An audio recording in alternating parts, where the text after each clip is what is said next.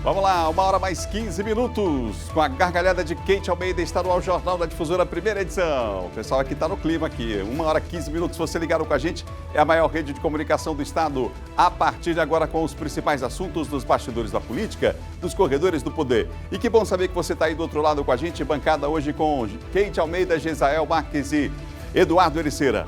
Vamos aos destaques, hoje é terça-feira e olha só, a gente vai trazer para você aqui protesto de motoristas do terminal do Cujupe, Ponta da Espera, depois que uma embarcação parou para manutenção. Deputados repercutiram a situação do sistema aquaviário na sessão de hoje da Assembleia Legislativa. Prefeito de Imperatriz afirma que vai romper a concessão da CAEMA com o município para o fornecimento de água. Sobrinho do governador Carlos Brandão é nomeado na EMAP. Deputado estadual Adriano Sarney diz que a federação ainda não definiu chapas e candidaturas majoritárias. Encontro Nacional do PT é remarcado. A gente vai ter essas e outras notícias agora aqui no Jornal da Difusora que está começando.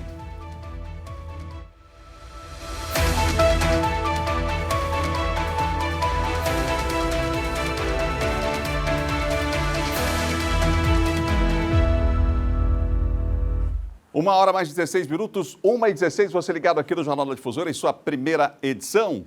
E olha só, você quer ficar por dentro de tudo que acontece na TV Difusora? Você quer acompanhar o nosso dia a dia dos bastidores? Então segue a gente no Instagram, @DifusoraTV. Lá você conhece um pouco da nossa rotina, fica por dentro das novidades e muito mais, hein? Então vai lá, segue a gente, siga @DifusoraTV. 1h mais 17 minutos, já as notícias locais com a nossa bancada aqui, com os nossos comentaristas. A gente vai falar ao vivo daqui a pouco também lá do terminal da Ponta da Espera. Situação complicada hoje pela manhã, desde cedinho já no Bom Dia, a gente já mostrava a situação extremamente complicada. Foi avisado ontem aqui, né, a situação que ia acontecer, mas enfim, está acontecendo agora. A gente já vai ver qual o posicionamento da MOB em relação ao assunto. Os deputados repercutiram na Assembleia Legislativa. E continua esse dia de protesto, um dia bastante complicado, é difícil, já é difícil todo dia, né, para quem usa o ferryboat. Hoje a situação é de protesto exatamente da comunidade que não aguenta mais essa situação. E a que ponto chegamos, hein? 1h mais 17 minutos, 1h17. Vamos falar dos assuntos locais agora, abrindo aqui o nosso Jornal da Difusora. Vamos a Brasília, capital federal, com a Raniele Veloso, que já está por lá. Raniele, uma boa tarde para você. A gente vai começar falando sobre o aumento, né, do preço dos combustíveis. Esse aumento tem nome e sobrenome. O Bolsonaro diz que é coordenador da campanha do Lula. Aí a gente vai falar daqui a pouco, a fala vai fazer aqui daqui a pouco, né? Pedir que você traga mais detalhes da fala do Bolsonaro em relação à campanha do Lula. Vamos começar com esse assunto aí, que é exatamente o preço dos combustíveis. Está todo mundo aí concentrado, esperando os próximos passos. Você chegou a falar ontem sobre a questão lá da Petrobras, mas que informação você tem sobre esse assunto mais recente, Raniele? Boa tarde para você. Boa tarde, Adalberto Melo. Boa tarde a todos que nos acompanham ao vivo, direto de Brasília. Bom, hoje um dos coordenadores de campanha do ex-presidente Lula, o ex-governador Wellington Dias, ele se manifestou em uma série de críticas sobre esse jogo, de acordo com ele, que o governo federal está fazendo para jogar a população contra os governadores em relação ao preço dos combustíveis. Para ele está muito claro o que o Bolsonaro está tentando fazer. E ontem a gente mostrou aqui a posição do presidente Jair Bolsonaro, criticando inclusive o lucro da Petrobras e tentando jogar para a plateia em um movimento sobre possível mudança na presidência da empresa estatal de capital misto, mas também teve essa reação do lado dos governadores, pelo menos um representante. O Wellington Dias disse que Bolsonaro é o culpado pelo aumento dos combustíveis. Vamos escutar. A responsabilidade pelo aumento dos preços dos combustíveis tem nome, tem endereço, é o Palácio do Planalto, é o presidente Jair Bolsonaro.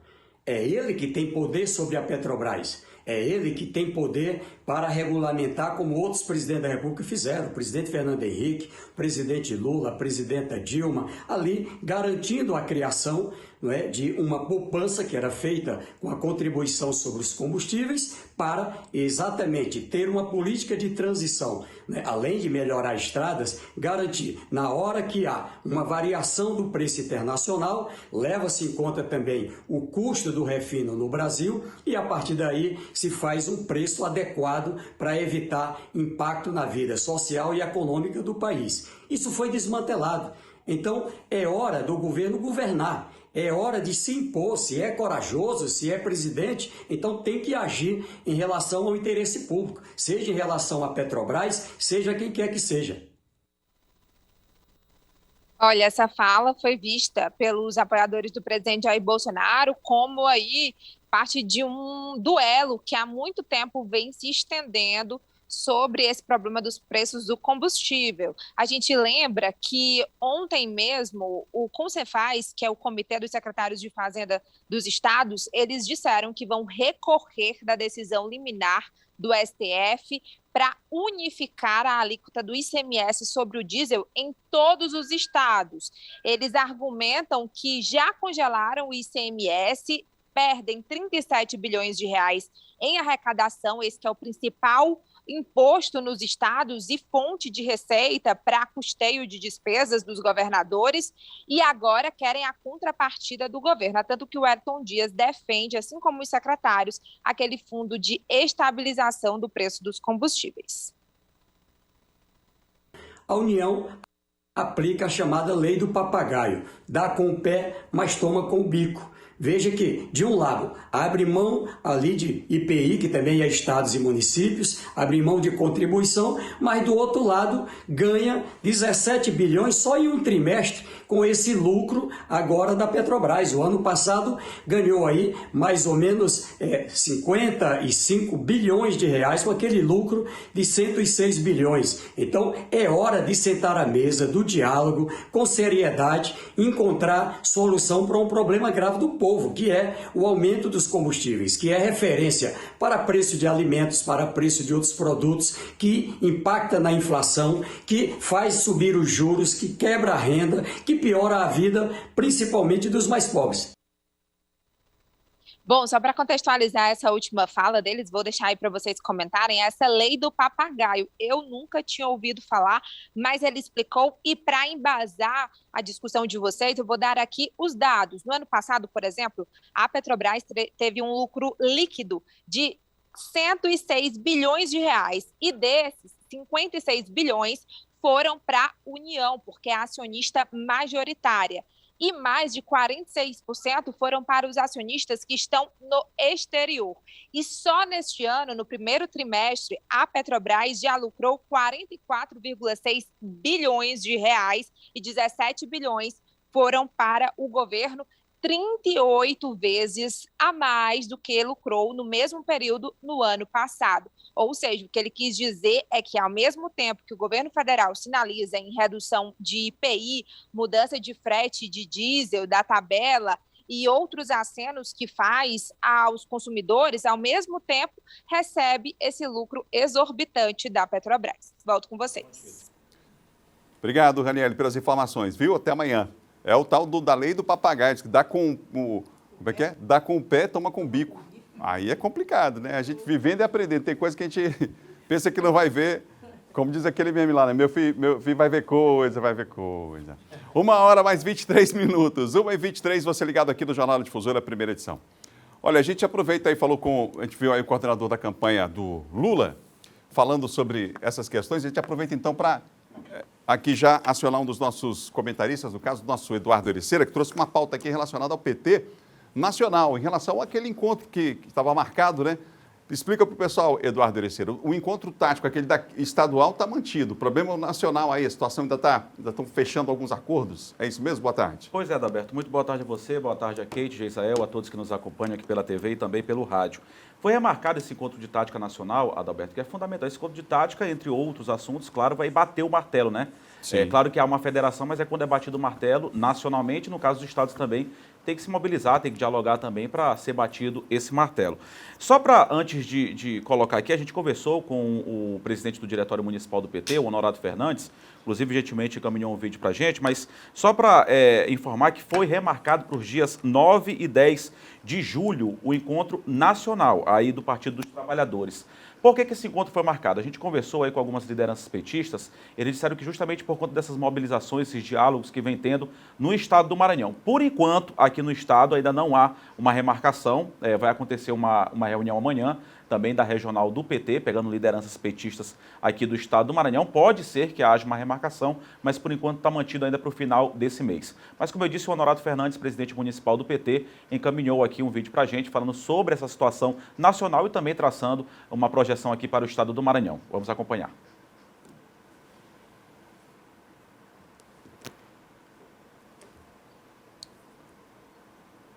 Problemas estão com...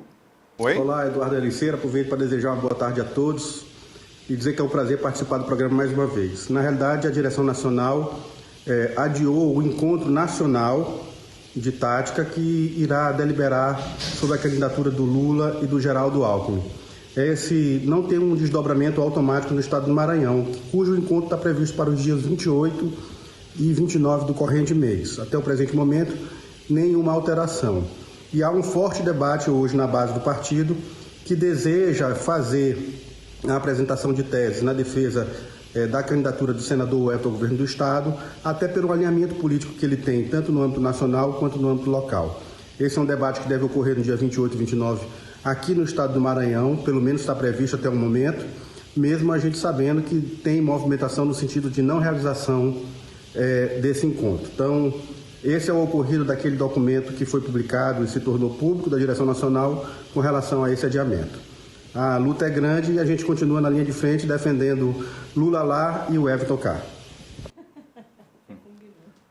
Só para finalizar aqui, Adalberto, então tá mantido, pelo menos por enquanto, aí esse encontro do PT estadual aqui no estado do Maranhão para ser batido o martelo, né? A gente sabe que hoje a realidade tem alguns petistas que são a favor da pré-candidatura do governador Carlos Brandão e tem outros petistas, como é o caso do Honorato Fernandes e outros petistas que são a favor aí da pré-candidatura ao governo do estado do senador Everton. Então isso deve ser debatido, pelo menos por enquanto, mantida aí essas datas no final desse mês para ser decidido isso. Inclusive, até um debate, eu falei com o Honorato Fernandes, não só encaminhou o vídeo, mas eu conversei com ele sobre essa questão do vice que deve ser apontado, por enquanto é o Felipe Camarão, mas tem o Zé Inácio Nabrigues também, inclusive, deve ser debatido caso o PT caminhe junto aí com o governador Carlos Brandão.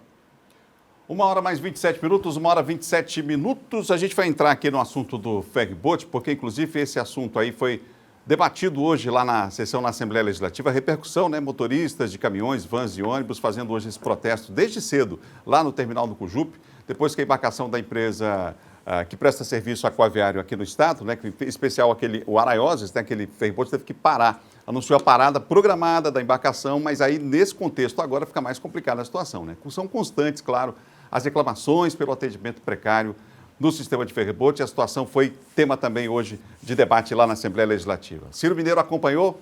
Está no ar. A precariedade no sistema de ferryboat foi o principal assunto debatido na sessão desta terça-feira. A ausência de embarcações para atender a grande demanda de usuários e as falhas no processo licitatório, que permitiu que uma empresa vencesse sem ter ferry algum para realizar a travessia, foram alguns dos pontos destacados pelos parlamentares. Aí leva-se a crer, a ver que é um problema pessoal e não um problema de usuário. É um problema de entendimento de empresários e gestores do governo. Então, o governo tem que estar acima desses problemas. Tem que ganhar, quem ganhar, ganhou, e não mexer aonde já está funcionando na sua normalidade. As poucas embarcações que seguem operando no sistema estão sucateadas, apresentando vários problemas mecânicos e nas estruturas, e que precisam ser urgentemente substituídas. O sistema de transporte que cosmeticamente, esteticamente é ruim, do ponto de vista da ambiência é ruim, do ponto de vista do conforto ao usuário é ruim, do ponto de vista da mecânica da embarcação é ruim, do ponto de vista da segurança da embarcação é ruim, do ponto de vista do custo de operação também é ruim. Então, claro, a gente precisa caminhar no sentido de uma melhora na qualidade das embarcações para que tudo isso aí seja melhor oferecido à população. O deputado Neto Evangelista propôs à Assembleia que representantes dos órgãos envolvidos na questão sejam convidados para debaterem e, mais do que isso, esclarecerem aos parlamentares que medidas já estão sendo adotadas para que o sistema volte a operar normalmente e em total segurança em um curto espaço de tempo. Já apresentei hoje, vai ser votado amanhã em plenário, um requerimento convidando o presidente da MOB, os donos das empresas, as cooperativas de transporte que fazem a travessia, o Ministério Público, para que a gente possa colocar aqui na mesa, na Assembleia Legislativa, de fato o que está acontecendo e encontrarmos uma solução urgente para esse problema. Sistema de travessia de ferry-boat não é só aqui que tem, no Brasil inteiro tem, em diversos estados e funcionam.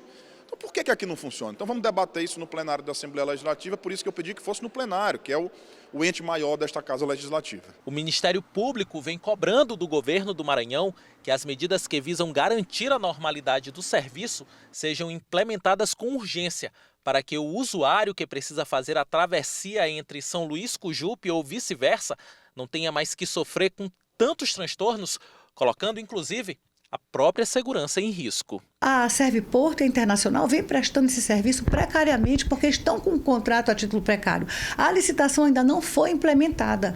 O contrato de licitação ainda não foi implementado. Aí, paralelo a isso, foi se contratado e surgiu, e foi assustador porque surgiu do nada, a contratação de uma empresa que não participou do processo de licitação, alegando-se que o serviço é essencial e era para se olhar com mais cuidado, mas também não se pode violar a legislação. Então, se contrata uma empresa, através de uma portaria, a 088 da MOB, foi recomendado por 7 promotores para que se revisse esse ato, porque ele fere. Essa empresa não participou da licitação, é uma empresa que é do Pará, ela não tem costume de navegar em Bahia, como é o nosso caso, e aí eles estão contratando essa empresa, correndo o risco de todas as ações que o Ministério Público vai adotar. Em nota, a Agência Estadual de Mobilidade Urbana e Serviços Públicos esclareceu que das 3 embarcações que estão em operação, uma precisou ser retirada para uma manutenção preventiva, devendo retornar a operar amanhã. A MOB pontua que informou de forma antecipada a cooperativa dos transportes alternativos sobre a manutenção necessária da embarcação Araioses e que tem mantido diálogo com todas as classes que utilizam transporte aquaviário. Por fim, a MOB ratificou que toda a equipe da Agência de Mobilidade Urbana e Serviços Públicos está empenhada em encontrar soluções para a melhoria do serviço público de transporte aquaviário intermunicipal. Kate Almeida, você deu a notícia ontem aqui, inclusive durante o jornal, sobre essa manifestação que ia acontecer. Como é que você avalia esse momento, inclusive a nota aí dada pelo governo? Boa tarde. Boa tarde, Adalberto. Boa tarde, Geisael. Boa tarde, Eduardo Ericeira. Uma falta de respeito, né? A gente pode resumir como uma falta de respeito com o cidadão e com o usuário. Eu não sei o que é pior, se é a situação ou a nota que é emitida, e eu não sei como é que se organiza uma nota como essa, colocando praticamente a culpa no cidadão. Coloca-se a culpa agora no usuário. Então, a culpa é do usuário, que, sabendo da informação, não deveria ir até o terminal. É isso mesmo, gente? É isso mesmo, o cidadão que precisa do serviço, ele não pode ir. É o trabalhador da van, o trabalhador do micro-ônibus, é o cidadão que precisa fazer a travessia de lá da Baixada para cá e daqui para lá. Então, é o cidadão agora que está com a culpa, porque vai para lá em busca do serviço. É isso mesmo, uma falta de respeito. Uma falta de respeito porque a gente sabe que esse é um problema criado há décadas e que vem só se arrastando.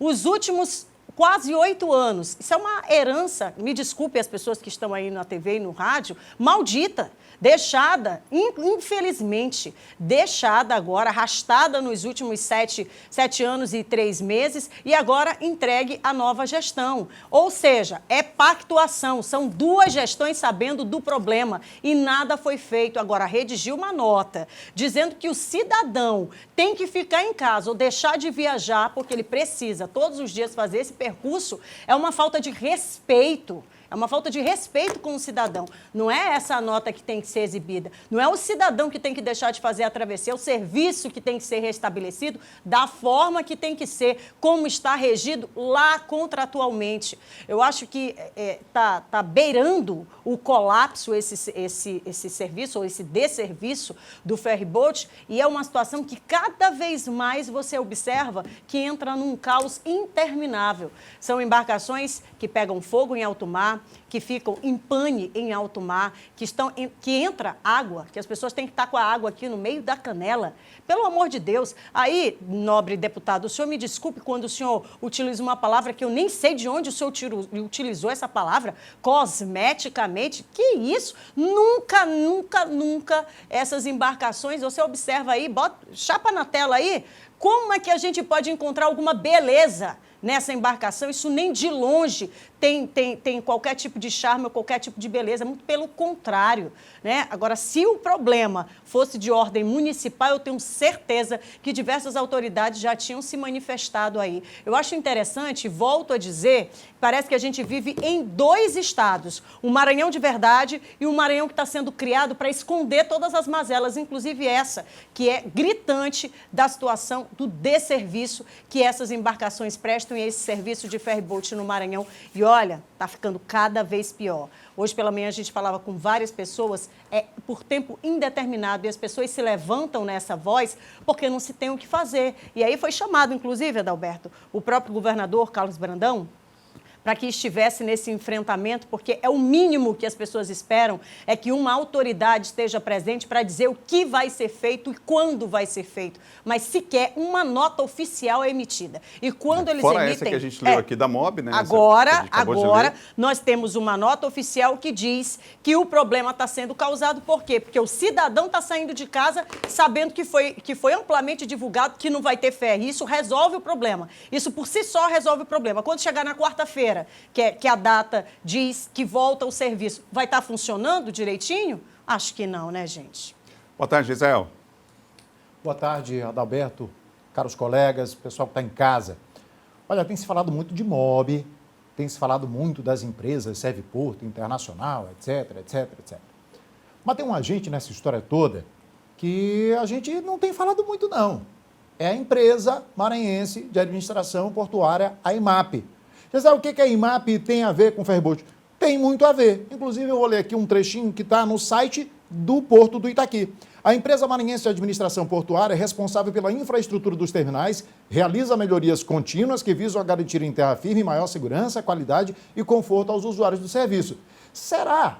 Olha, tem um print aí de uma coisa que está rolando a respeito de um posto de atendimento de saúde lá onde deveria estar funcionando. Coloca o print aí para mim, por favor, de uma reclamação. Lá onde deveria estar funcionando. Aí, ó. É isso aí. Ei, deixa eu te falar. Acredita que o serviço de ambulatório que eu estava no Cujupe foi suspenso? Disseram que a barreira do morro está em ameaça real de desabamento. Aí, como assim? E a pessoa continua. Nós somos contratados por uma empresa que presta serviço para a ENSE, e lá no Cujupe tem um ambulatório. Só que dispensaram a gente por risco de desabamento do morro em cima do local. Então, dona IMAP, se a senhora é responsável aí pela infraestrutura do local, vocês têm que cuidar também lá da questão do posto. Porque a ENSE cedeu os funcionários para prestar um serviço ali, legal, bacana. Mas e a infraestrutura? Vocês colocaram o pessoal debaixo do morro que está para despengar, então tem que chamar a atenção da IMAP também. Quem é o funcionário que aceitaria para o lugar? Ninguém, médico, enfermeiro, nenhum. Agora, sabe o que chama atenção também, meu querido Adalberto? É que o seguinte, é que enquanto os ferries estão passando por todo esse problema, o governo do estado, que se manifestou agora através dessa nota, mas tem um sobrinho do governador que foi nomeado para a IMAP. O próprio governador não falou nada ainda a respeito dos ferries, não. Aí a pergunta que eu faço é o seguinte: é nepotismo? Esse rapaz aí, bem afeiçoado, simpático, que parece o Lex Luthor, o nome dele é Daniel Itapari Brandão. Ele foi nomeado como membro representante do Executivo do Estado no Conselho Consultivo do Complexo Portuário Industrial do Porto do Itaqui, da EMAP. Vamos ver se é nepotismo? Vamos? O que diz a legislação a respeito de nepotismo? O nepotismo ocorre quando um agente público usa de sua posição de poder para nomear, contratar ou favorecer um ou mais parentes. E para fim de nepotismo, o que a justiça considera um familiar? A justiça não, a legislação. Cônjuge, companheiro ou parente em linha reta ou colateral por consanguinidade ou afinidade até o 3º grau. Há algumas peculiaridades na lei que os gestores em todo o Brasil se aproveitam para nomear parentes. Mas isso não quer dizer que não esteja ferindo, inclusive, a Constituição, no que diz respeito a princípios de moralidade, igualdade e impessoalidade exigidas a esses gestores. Mas a coisa é feita assim, de forma tão sem vergonha, que faz corar, inclusive, Napoleão Bonaparte, um dos maiores nepotistas da história, que em 1809 tinha 3 irmãos como reis de países conquistados por seus exércitos. Mas vergonha, meu querido, parece que não faz parte muito na cara aí, a gente não encontra muito na cara da maioria dos políticos brasileiros. Então tá aí o sobrinho do Brandão, mais um parente nomeado na estrutura do Executivo Estadual. Eduardo Ericeira, boa tarde. Adalberto, falando sobre esse assunto, não, o Geisel colocou muito bem aqui. Boa tarde, Eduardo. Boa tarde, não é porque eu já tinha falado antes. Mas eu já tinha falado. Boa tarde mais uma vez. Tudo bem, boa tarde. Só não é uma boa tarde para quem está precisando de serviço de ferryboat, né? Infelizmente. Agora sim. Verdade. Não, boa tarde mais uma vez a todos. Em relação a isso, Adalberto, caros colegas também, quem nos acompanha, o Geisel colocou muito bem um problema totalmente de engenharia por parte da EMAP. Como é que se pode instalar um posto de saúde debaixo de um barranco? Como é que se pode? Entendeu? A engenharia da EMAP teve uma ideia dessa brilhante de instalar um posto de saúde debaixo de um barranco. Infelizmente é um serviço essencial, mas tiveram essa ideia mirabolante. Em relação a essa questão dos deputados, aqui a gente colocou muito bem, poxa, tanto que demorou. A gente já vem falando sobre esse assunto, acho que há pelo menos um mês. E aqui a gente disse que isso é uma herança que já vem de muitos anos e, de fato, é um serviço que só vem piorando. E só agora os deputados resolveram se manifestar a respeito deste assunto. Inclusive, deputados, tem deputado lá na casa da Assembleia, eu vou relembrar aqui vocês, que são baixadeiros. Leonardo Sá é da Baixada, Zé Inácio é da Baixada. Tem a Thaís Ortegal também, mas está se cuidando, está se tratando, não pode nem falar em relação a isso, porque está passando por um problema de saúde. Mas tem vários deputados e que utilizam também, não só que nasceram na Baixada, conhecem a realidade da Baixada, mas que utilizam esse tipo de transporte ou não estão mais utilizando por esse tipo de problema. Então, deputados, vocês demoraram bastante para falar alguma coisa, verificar alguma coisa e de prática, porque só falar não adianta. Tem que tomar providência em relação a isso. Já a gente vai voltar com o Eduardo, porque tem um ex-secretário, ex-deputado também, que disse que já tem a solução do problema. Já apresentou, inclusive, até a solução. Mas antes, o Bial Mendes foi ouvir as pessoas, os usuários, aqueles que sofrem diariamente com a situação aí em relação ao ferryboat. Tem informações para nós aqui e traz, portanto, a fala dessas pessoas, dos usuários, sobre esses péssimos serviços que estão sendo prestados. Vamos lá. O protesto aqui na Ponta da Espera começou nas primeiras horas do dia, mas desde ontem, por volta das 19 horas, já havia usuários do Ferrix publicando em redes sociais a interdição por parte dos motoristas. Eles estão cobrando o melhor atendimento. Nesse momento, eles estão usando da fala com um som que foi improvisado aqui na entrada da Ponta da Espera e estão prometendo fechar de vez o acesso à Ponta da Espera. Nós queremos a presença do governador Brandão, porque a gente não aguenta mais escutar a MOB. A MOB não resolveu o problema até agora, então estamos esperando aqui, governador, uma justificativa para esse povo da Baixada Maranhense. Que isso aqui não é mais humilhação, porque humilhação todos os dias a gente passa. É calamidade pública isso aqui, com o ser humano, porque quem passa aqui é ser humano, não é animal. Então, eu gostaria muito que você olhasse a situação dessa travessia via ferry, certo? E estamos aqui não é só por vães, estamos aqui pela população da Baixada Maranhense. Tivemos uma reunião com a MOB na quinta-feira, onde a MOB nos prometeu que as viagens iam voltar ao normal, até porque eles tinham parado o ferry da Serviporto, o Araiose, para fazer manutenção, e que o ferry já estava em condições de navegação, coisa que foi só conversa fiada, foi só blá blá blá blá e não resolveu nada. Por isso nós voltamos a parar, fazer nova manifestação, reivindicando novas melhorias. A gente quer deixar bem claro que a gente está aqui, não é um movimento isolado só das vans, é um movimento isolado em prol de todo o povo que usa esse ferryboat, que está sendo humilhante. É pessoal que transporta carga perecível, as pessoas que transportam passam nos nossos veículos, que necessitam se deslocar das suas cidades para cá, para São Luís e vice-versa, tá? Que tem tratamento, perícia, uma série de outras coisas que, aqui dentro de São Luís que precisam se locomover. E na atual situação que se encontra, não tem como se fazer. Situação complicada, a gente volta a falar sobre o assunto daqui a pouquinho. 1h mais 44 minutos, 1h44, você já pensou em morar pertinho da praia, pagando prestações que cabem no seu bolso? Chegou a sua hora, meu amigo, minha amiga, porque o Costa Araçagi Condomínio Clube é para você. ITBI registro grátis, condições especiais, facilidades no seu financiamento, área de lazer completa, apartamentos de 45 e 47 metros quadrados. Vai, chama no WhatsApp para fazer o melhor negócio da sua vida. 989-9109-0335 ou 989-9188-4845. Ou então você aponta a câmera agora mesmo, você que está na TV, né? No QR Code que está aparecendo na tela e fale imediatamente com um dos nossos corretores. Seja para investir ou para morar, o Costa Araçagi é o lugar, hein? O empreendimento Franelli Tenda. Liberadas as últimas unidades do Costa Araçagi Condomínio Clube. Essa é a sua oportunidade de morar a 5 minutos da praia pagando pouco. Financie o seu apartamento em até 90% do valor. Corretores de plantão no instante de vendas na MA 203. Agende sua visita. 98 9 9188 4845. 98 9 9109 0335. Um empreendimento Franelli Tenda. Jornal da Difusora do ar até as 2h15 da tarde de hoje com você. A gente vai para o intervalo agora. Na volta, prefeito de Imperatriz afirma que vai romper a concessão da CAEMA com o município, hein, para o fornecimento de água. Esses e outros assuntos já e ainda hoje a gente volta a falar dessa questão, a situação dos ferros, bastante complicada para o usuário essa terça-feira. Voltamos já, um instante só.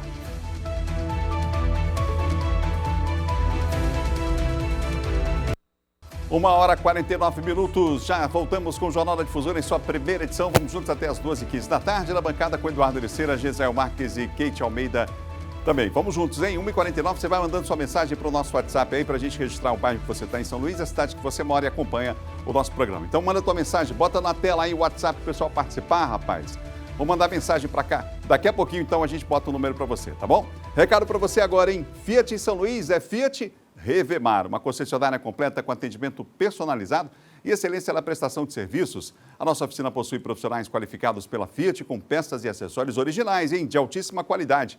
Agende um test drive e conheça toda a tecnologia, conforto e segurança que os nossos carros oferecem, além das entradas facilitadas e parcelas reduzidas. Tudo isso para você não perder a chance de ter um Fiat para chamar de seu. Acesse fiatrevemar.com.br ou ligue 989-9120-8706. Fiat Revemar, venha nos visitar e vire a chave dos seus sonhos. Unidade Centro, na Camboa, 147 Jordoa e Unidade Holandeses, na Avenida dos Holandeses, 22 do bairro Calhau, aqui em São Luís. Faltam 10 minutos para as 2 horas da tarde, a gente vai a Imperatriz agora ao vivo. Paulo Negrão tem informação para nós aqui, porque o prefeito de Imperatriz, Assis Ramos, que vai romper a concessão da CAEMA no município. É isso mesmo, Negrão? Boa tarde. Muito boa tarde, Adalberto. Boa tarde a todos do Jornal da Difusora. Esse é o destaque de hoje, vem da pauta política, que é essa possível quebra de contrato da concessão com a CAEMA, que explora o serviço de fornecimento de água e esgotos aqui na cidade de Imperatriz. Esse anúncio ele foi confirmado pelo chefe do Poder Executivo, prefeito Assis Ramos, ontem aqui na cidade. E a gente aproveita para conferir o momento em que o Assis justifica os motivos que deve levá-lo à quebra deste contrato. Nenhuma novidade para nós, né, imperatrizenses, que a CAEMA presta um péssimo serviço para o saneamento básico da nossa cidade. Desde 2017 a gente vem trabalhando no sentido de observar, de analisar todo esse trabalho da CAEMA, a ineficiência dela, a degradação do meio ambiente, sobretudo do Rio Tocantins, e agora nós concluímos o processo, que é um processo administrativo de responsabilidade, que é previsto em lei, e a Procuradoria-Geral do município determinou, sugeriu, deu o parecer que fosse suprimido esse contrato. E a gente vai fazer de acordo com essa análise feita nesse processo administrativo de responsabilidade. Então, é evidente que nós não podemos manter mais a CAEMA dentro, fazendo esse importante serviço. Talvez o serviço de maior qualidade do município deveria ser o saneamento básico, porque mexe com o esgotamento sanitário, é água. A água não tem que se discutir, a água é vida, e nós não temos isso com qualidade. Além de todos os males que ela faz para o Rio Tocantins, para o nosso meio ambiente e para a nossa infraestrutura.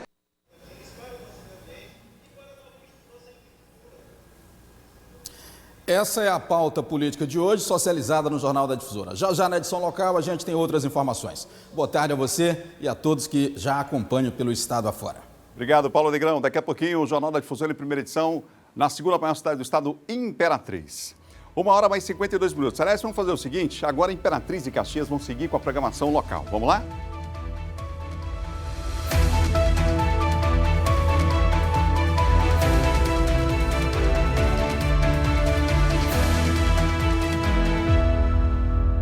Daqui a pouquinho tem a Jéssica Lima com o Municípios em Foco, mas quero ouvir a bancada aqui sobre essa situação de Imperatriz. Gente, é a segunda maior cidade do estado. Vocês viram a alegação do prefeito aí, a situação, os péssimos serviços prestados. Não é vergonhoso, não, em a segunda maior cidade do estado não ter, por exemplo, como contar mais com os serviços da companhia, hein, Kate Almeida? Adalberto, quando eu digo aqui que a gente coleciona problema, não é brincadeira não, gente. É uma situação que perpassa o estado inteiro. Segunda maior cidade do Maranhão passando por essa situação. São Luís nem se fala, é uma falta de vergonha, de respeito. Você ter tantos problemas para administrar e aí você observa o quê? É o cenário nacional. Está de olho em problemas que não são da conta, mas os daqui de casa, ninguém dá conta. Eu não consigo compreender isso, gente.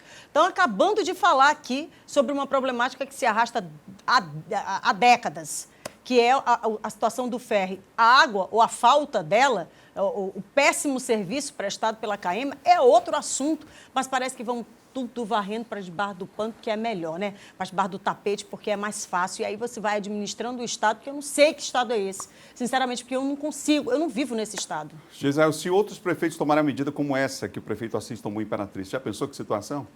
Eu só fico preocupado com uma coisa, porque, bem ou mal, em alguns lugares, a CAEMA é a única opção.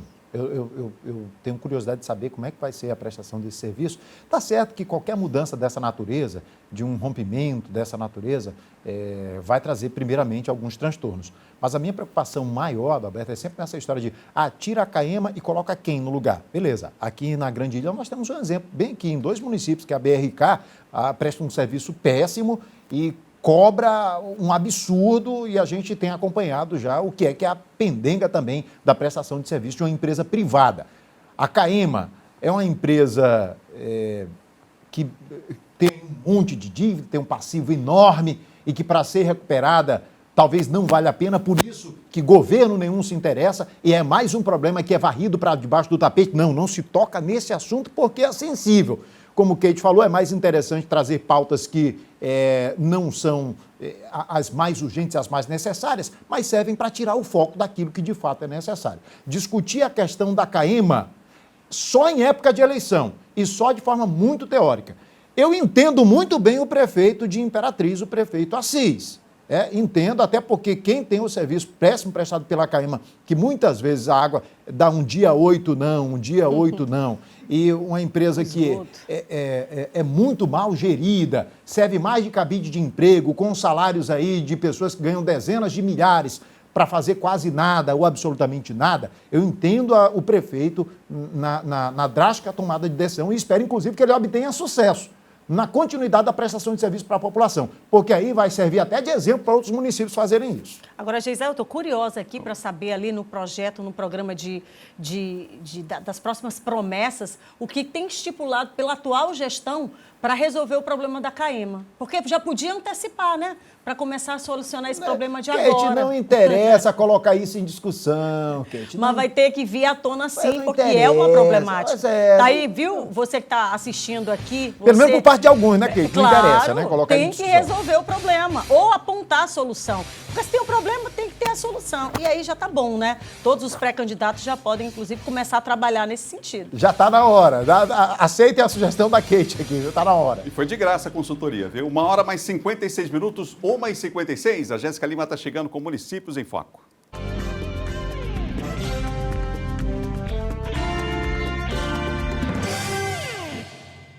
Olá, boa tarde. A Prefeitura de Senador La Rocque iniciou na última semana os serviços de recuperação das ruas do centro da cidade com a Operação Tapa Buracos, o que está melhorando muito a trafegabilidade dos moradores do município. Acompanhando a Operação Tapa Buraco, como está sendo feito em diversas ruas do município.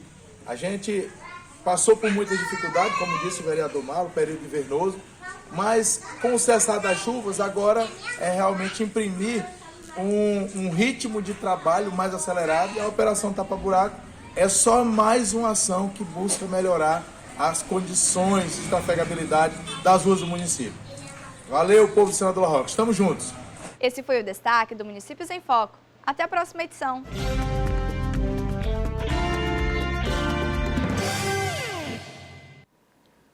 Olha, agora eu tenho uma super dica para você que procura um lugar de confiança para fazer serviços no seu carro aqui em São Luís. É o Centro Automotivo Papaléguas. Na Papaléguas você faz revisão, funilaria, pintura, mecânica em geral, polimento cristalizado, freios e muito mais, hein? Deu problema no seu ar-condicionado? Você só resolve na Papaléguas, viu? Hoje tem promoção, gente. Faça serviço de funilaria acima de R$1.000 e ganhe o quê? Um polimento cristalizado, é isso mesmo, ganhe polimento cristalizado, hein? Tudo isso com o melhor preço da cidade. Vem fazer seu orçamento, nós ficamos localizados no endereço que está na tela e para o pessoal do rádio eu vou falar, Avenida Senador Vitorino Freire, ali na Areinha, próximo ao Banco do Brasil, tá bom?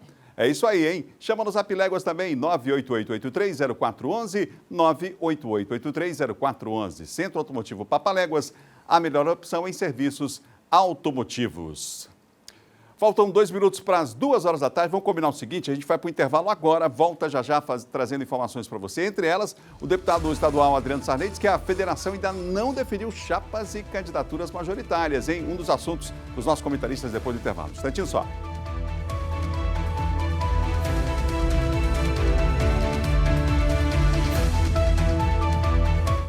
2 horas mais 2 minutos, 2:02 aqui, o Jornal da Difusora em sua primeira edição. Vamos juntos até às 2h15 de hoje aqui com informação para você dos bastidores da política, os corredores do poder, hein?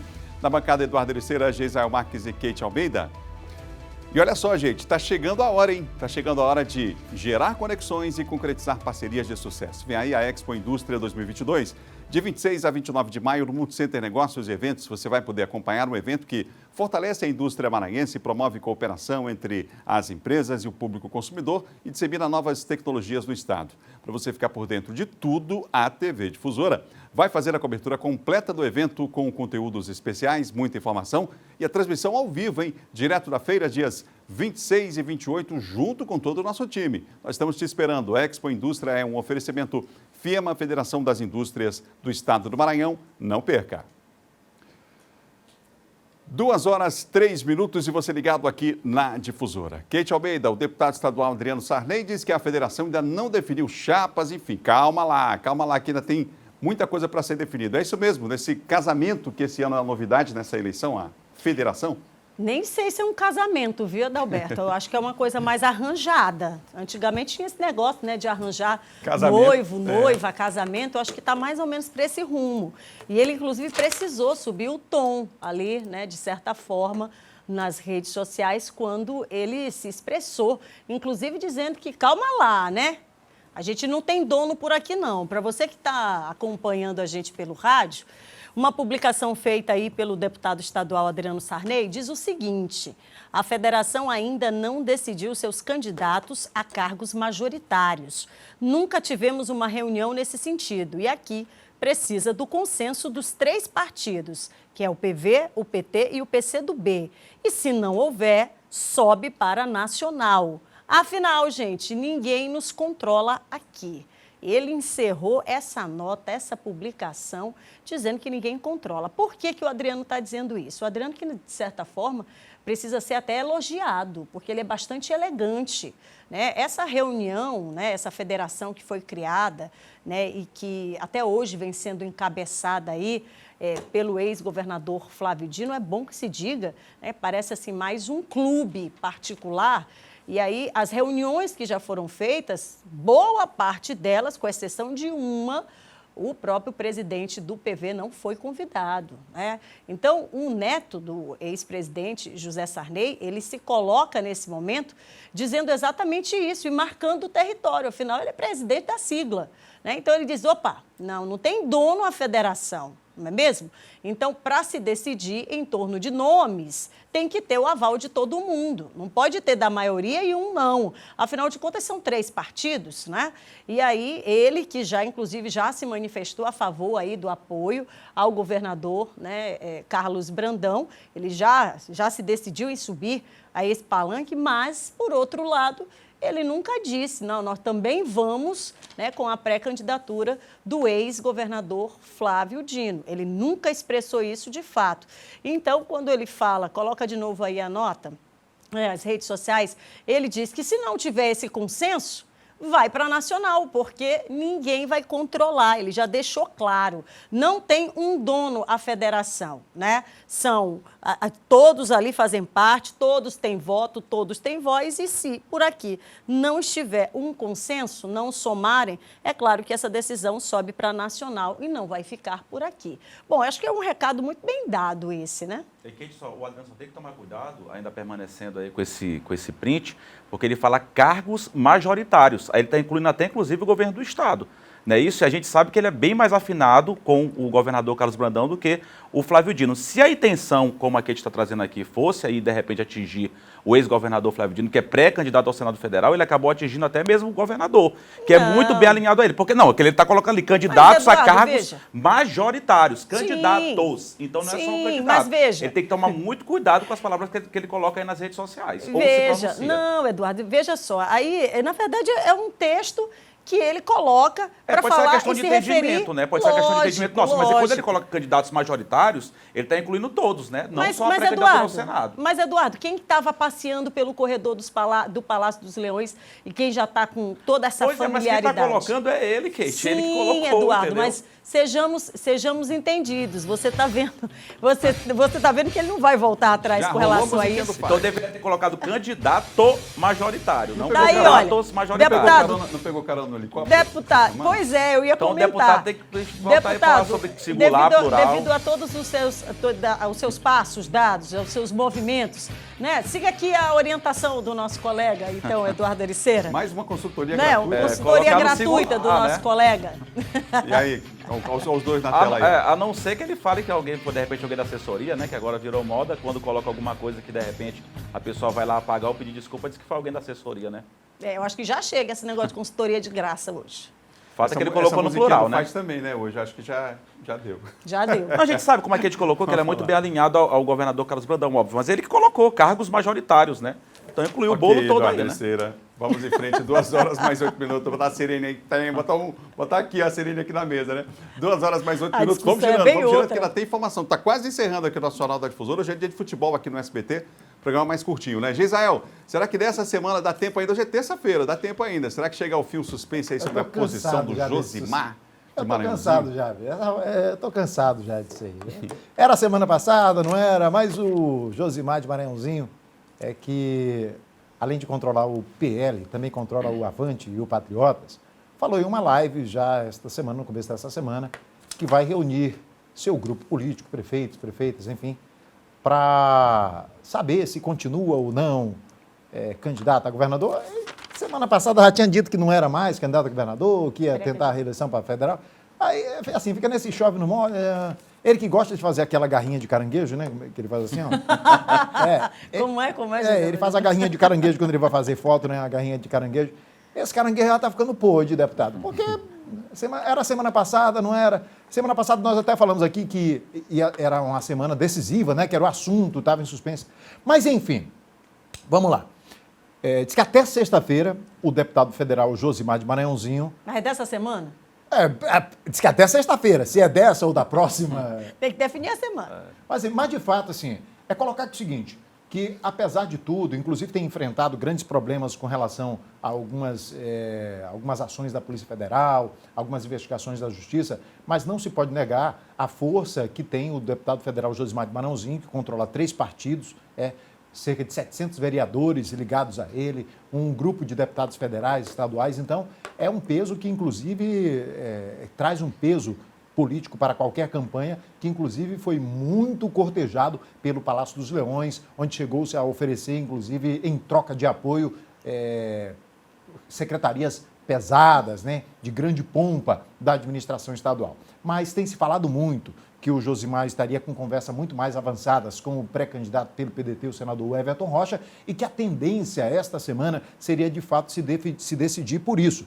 E que seria até uma surpresa se fosse o contrário. Mas é aquela história, né? Peru é que morre de véspera, né? é importante esperar o movimento, na verdade, a posição oficial do Josimar e do partido, que, diz ele, sai até a próxima sexta-feira após reunir o seu grupo político. Estamos caminhando para o final aqui do nosso Jornal Difusora, primeira edição. Última notinha com o Eduardo Ericeira, o ex-deputado Ricardo Moraes, secretário, disse que já tem uma solução para o problema do ferryboat, né, Eduardo? Pois é, Adalberto. Coloca rapidinho aí o print do ex-deputado Ricardo Murar e ex também secretário estadual de saúde, que inclusive durante a sua gestão foi preso pela Polícia Federal. Quando era secretário estadual de saúde. O deputado Ricardo Murar, para quem não sabe, ele está dando aí a solução, disse que participou de um programa, disse que vai construir essa bendita ponte. Essa ponte, ele disse que ia construir desde a década de 90. Só lembrando, aí vocês... Tu te incomoda com S, falar da história. O Ricardo Murar, ele foi deputado estadual de 83 a 91. Depois deputado federal de 91 a 95. Depois voltou a ser deputado estadual de 2007 a 2015. Isso com o apoio do Pará dos Leões. Por que não se construiu essa bendita ponte quando ele tinha o apoio e quando a economia brasileira estava muito melhor? Esse que é o questionamento que eu faço. Inclusive, o nome da ponte que ele batizou seria Ponte da Esperança, que seria maior do que a Rio-Niterói, 14 quilômetros. Calculou aí os quilômetros? Pois é. Para 14, a Rio-Niterói tem 13,3. 13,3. Seria maior do que a Rio-Niterói. E a ponte Rio-Niterói, ela é a maior ponte do Hemisfério Sul, uma das maiores pontes do mundo, é o maior vão de 300 metros, né? E assim, custou, em 1974, no final, que era para durar 3 anos, durou 6 anos, custou aí 800 milhões de cruzeiros, né? Então, o Ricardo Moraes, mas ele já construiu essa ponte. Ele é tão fissurado nessa ponte. Não imagino. Ele é tão fissurado nessa ponte que há 30 anos ele mantém, inclusive, uma maquete dessa ponte na casa dele. 32 anos. É verdade. Desde 83. Ele tem uma maquete dessa ponte. Enfim, assim, eu queria muito que fosse verdade, né? Mas é muito difícil, óbvio, né? Para superar, inclusive, uma das maiores pontes do mundo, a Rio-Niterói, enfim, eu queria que fosse verdade. Queria muito. Podia começar com umas 3 embarcações, né? Novinha. Enquanto se construía. A economia numa situação melhor. Ele, com o apoio do governo, na época que deputado federal, do governo federal também não conseguiu construir. É complicado demais. Tem que ter muito cuidado quando as pessoas... Pois é, a economia é quebrada, né? Tem que ter muito cuidado quando as pessoas escutam essas histórias, aproveitar e entrar nessa onda, surfar nessa onda do caos que está o ferryboat, com essas ideias mirabolantes que voltam ou essas novas que vão surgir nesse momento. Obrigado você pela audiência, em especial Donato Lima, que está aqui em São Luís acompanhando a gente. Também pessoal acompanhando a gente, a Josi da Morada do Bosque, acompanhando a nossa programação aqui. Todo mundo com a gente amanhã, 1h15 de volta em nosso Jornal da Difusora. A gente se encontra. Um abraço. Até lá. Muito